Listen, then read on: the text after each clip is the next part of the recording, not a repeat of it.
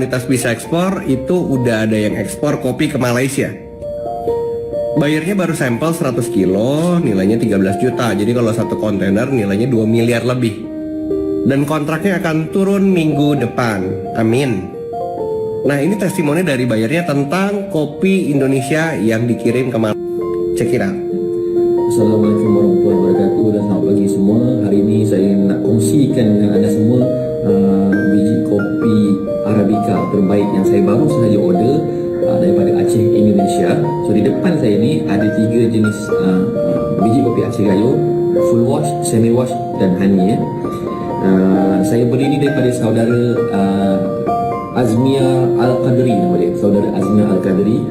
Rasa dia memang terbaik, memang. Ini yang baru gue sebut sebagai pahlawan dari Indonesia.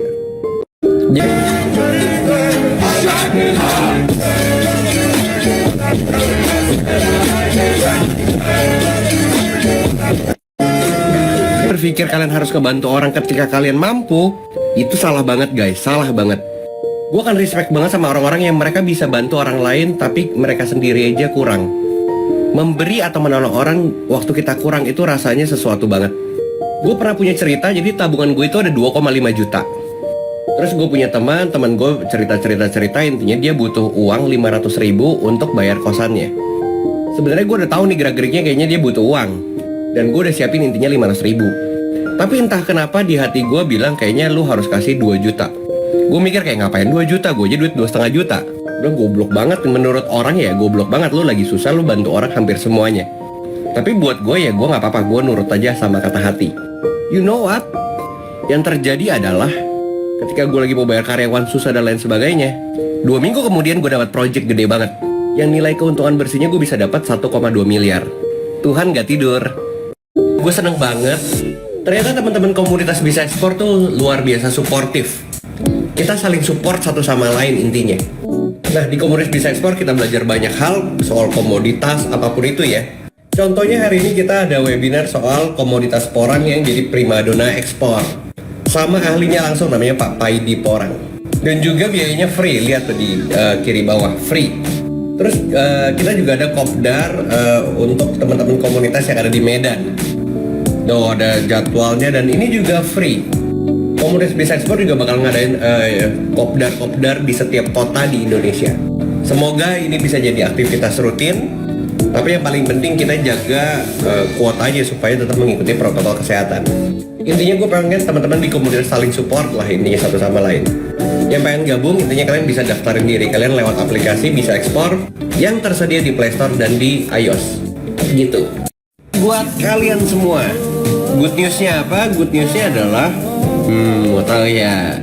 Oke, jadi good newsnya adalah gue bikin satu komunitas namanya Komunitas Jadi Pengusaha. Komunitas ini disupport oleh komunitas Bisa Ekspor dan kalian bisa akses materinya for free. Di situ gue ngejelasin gimana caranya kalian jadi pengusaha, langkah-langkah awal apa yang kalian harus ambil, belajar negosiasi ini itu dan lain sebagainya. Pokoknya intinya adalah hal-hal fundamental soal pebisnis. Dari situ kalian baru bisa naik level jadi eksportir kah, jadi yang lain kah, terserah. Cara gabungnya kalian bisa buka jadi pengusaha.id. Di sini juga ada grup Telegram untuk belajar bersama jadi pengusaha hebat. For your information, ini semuanya for free ya guys, for free. Buat teman-teman Bisa Ekspor yang udah pernah join komunitas Bisa Ekspor bisa gabung di sini juga. Ataupun yang belum gabung komunitas Bisa Ekspor juga boleh gabung. Supaya ketika kalian jadi pengusaha kalian nggak salah langkah. Itu intinya. Ngikutin beritanya mantan menteri yang kemarin ketangkep KPK, Menteri Kelautan dan Perikanan. Jadi kemarin gue baru lihat beritanya, itu kan kasus suap 52,3 miliar. Kalau yang belum tahu 52 miliar itu berapa banyak kalau digepok, ya segini nih, ini 52,3 miliar. Sebenarnya dari kasus suap 52,3 miliar ini nggak sebanding sama nilai ekspornya. Jadi menurut gue bodohnya si bapak ini nih. Coba kalau dia belajar ekspor lobster ya, bukan benih tapi lobsternya. Dapetin uang 50 miliar mah gampang. Ya nggak cuma ekspor lobster ya, tapi ekspor komoditas apapun ya sebenarnya bisa dapat uang segitu banyak. Atau mungkin Pak Edi Prabowo-nya belum ngerti caranya ekspor. Tapi di luar itu semua gue pengen bilang ke teman-teman semua, kalau misalnya kalian belajar bisnis ekspor dapetin uang miliar-miliar itu sebenarnya gampang. Ya iyalah ya, ekspor satu kontainer aja kalau bisa satu komoditas berapa ratus juta. Ada juga yang sampai miliaran. gitu. Gue masih ngebahas seputar impor beras yang dilakukan Indonesia. Sebenarnya kalau kita lihat dari sisi negatifnya, impor beras ini itu membunuh petani kita perlahan-lahan. Di satu sisi gue sepakat banget petani ini ngeluh karena harga pupuknya mahal. Akhirnya yang berujung-ujung harga beras di Indonesia agak sedikit lebih tinggi. Karena dari supply chain dari sisi pupuk buat petani aja udah mahal. Belum lagi pengepul, belum lagi oknum-oknum yang suka nimbun. Gue paham banget, ini tuh udah benang kusut. Tapi ini harus diselesaikan oleh pemerintah. Diselesaikannya juga satu-satu nih, point by point, case by case. Impor beras itu memang sebenarnya untuk menstabilkan harga, tapi bukan solusi. Menurut saya bukan solusi. Hanya solusi sementara saja, tapi bukan jadi solusi bertahun-tahun. Lewat video ini, gue mewakilkan para petani supaya bilang ke pemerintah di sisi pupuk juga harus murah. Di sini gue pengen sharing opini gue mengenai impor beras yang terjadi saat ini. Impor beras yang dilakukan oleh Indonesia ini nggak cuma 1 tahun, nggak cuma tahun ini doang, tapi sudah bertahun-tahun.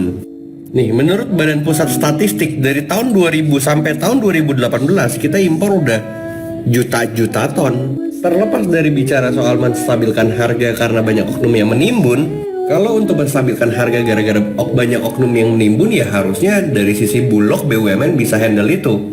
Tapi di lain hal sebenarnya ini kita defisit beras nih. Artinya supply kita lebih sedikit dibandingkan demand atau orang yang makan nasi. Marketnya lebih besar dibanding supply lah intinya.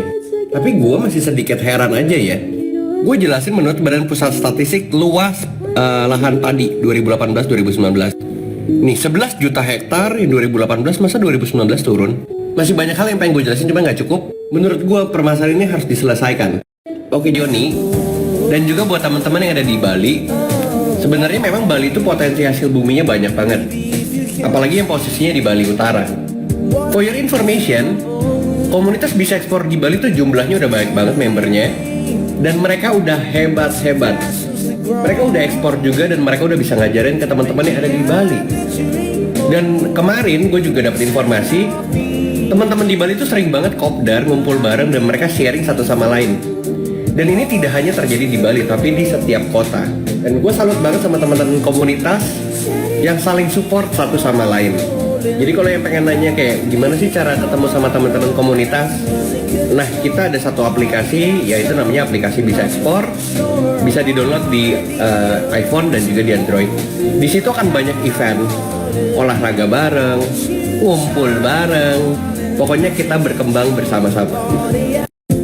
Adalah buat ngajak kalian yang tertarik buat datang ke tokonya langsung. Sebelumnya gue mau berterima kasih buat Kak Natasha yang udah baik banget bantuin teman-teman UMKM kita yang sekarang lagi kesusahan dan dibantu promosi lewat TikToknya Kak Natasha. Dan kemarin kayaknya ada salah satu follower gue tuh nge-tag gue soal konten ini.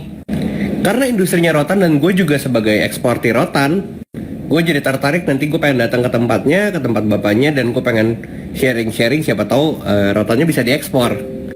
Jadi kalau kalian yang follower lama gue pasti tahu gue punya pabrik rotan di Cirebon. Dan sampai hari ini ekspor rotan kita juga naiknya gila-gilaan dan nggak stop juga waktu pandemi.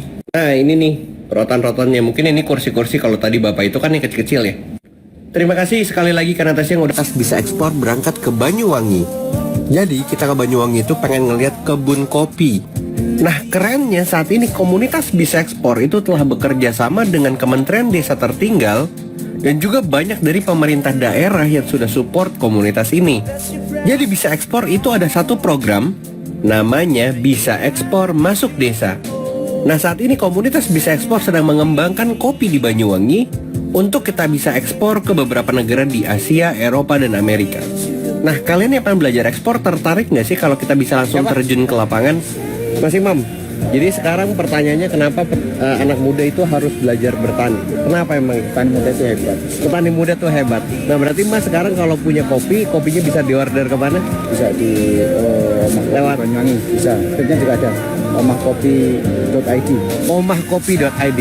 Siap. Ini anak muda keren, nanti order langsung ya. Makasih.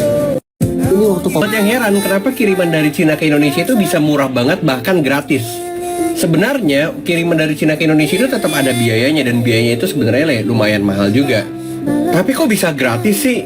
Ya sebenarnya gratis itu karena di pihak si e-commerce tersebut, e-commerce yang warna oranye ini nih, itu sebenarnya mereka tahan badan atau mereka itu burning money, mereka bakar uang untuk membayarin seluruh pajak pajak impor ya, of course. Dan gak cuma biaya impornya, tapi biaya dari gudang supplier terus ke gudangnya si e-commerce tersebut yang ada di Cina sampai pelabuhan Cina ke pelabuhan Indonesia. Pelabuhan Indonesia dikeluarin masuk ke gudangnya si e-commerce oranye itu di Indonesia ini. Terus udah gitu dari gudangnya dikirim ke rumah-rumah kalian. Seluruh biaya itu ditanggung sama mereka. Sekarang pertanyaannya, masa sih perusahaan sebaik itu? Masa sih perusahaan gak ambil untung? Nah sekarang menurut kalian,